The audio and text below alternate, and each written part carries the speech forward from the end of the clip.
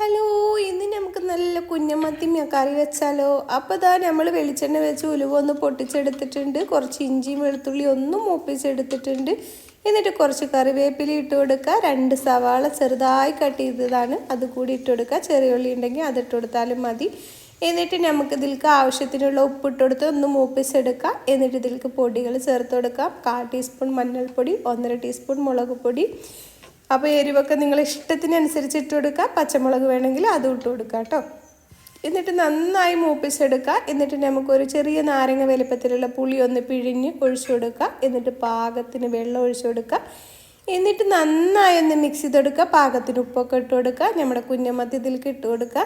എന്നിട്ട് അടച്ച് വെച്ചിട്ട് ഒരു 5-10 മിനിറ്റോളം ഒന്ന് തിളപ്പിച്ചെടുക്കുക. അപ്പോൾ നമ്മുടെ അസൽ മീൻകറി ഇവിടെ റെഡി ആയിട്ട് എളുപ്പത്തിൽ ഉണ്ടാക്കാൻ പറ്റി അടിപൊളി മീൻകറിയാണ്. അപ്പോൾ എല്ലാവരും ഒന്ന് ട്രൈ ചെയ്യാം.